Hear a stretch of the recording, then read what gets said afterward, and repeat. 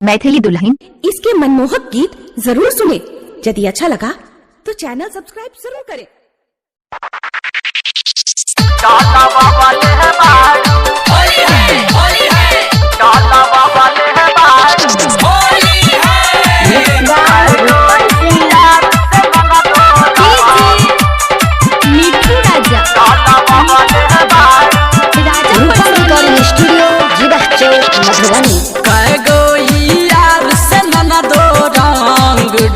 बाबा ले बारू काय गो यार से न दो रंग डाला बाबा ले बारू भइल बाटे लाल गलिया खूबे मिसा बाबा ले बारू भइल बाटे लाल गलिया खूबे मिसा बाबा ले बारू भरले के फगुआ में उमंग डाला बाबा ले बारू काय गो यार से न दो रंग डाला बाबा ले बारू। Murari recording studio Motihari.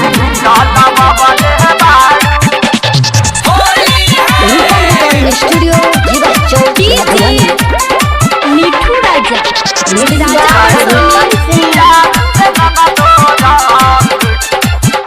कहाँ तू जाके बोला लुटलू हल्लाहार हो होली में चोली गीला भइल बा तोहार हो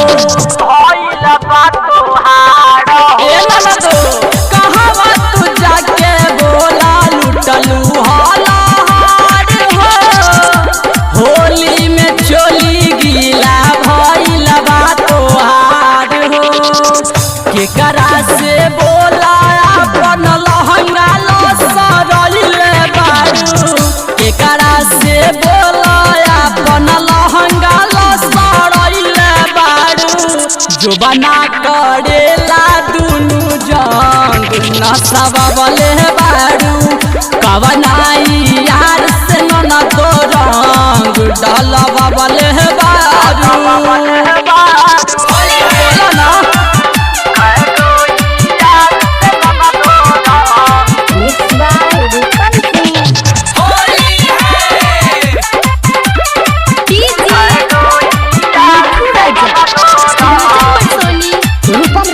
स्टूडियो मधुबनी।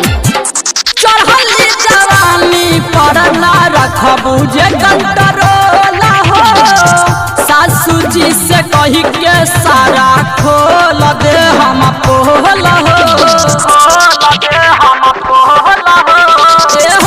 चढ़ली जवानी पर ना रखबू जे कंट्रोल हो सासू जी से कही के सारा खोल दे हम पोल हो लागे लमहर पिचकारी मुरारी फुच फुचैल बारे MP रूपम अबीर लेके ढोरी भरल बारे सोनू कमल सवा करे तंग पकड़ाइल बारू काय गो यार से न दो रंग डाला बाबा ले बारू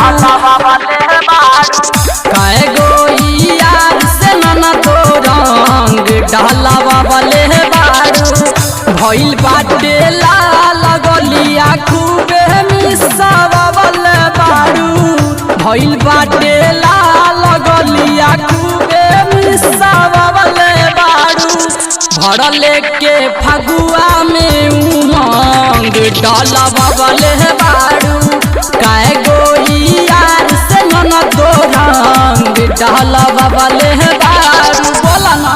रूपम रिकॉर्डिंग स्टूडियो जीवा चौक मधुबनी। Mobile number 91109636।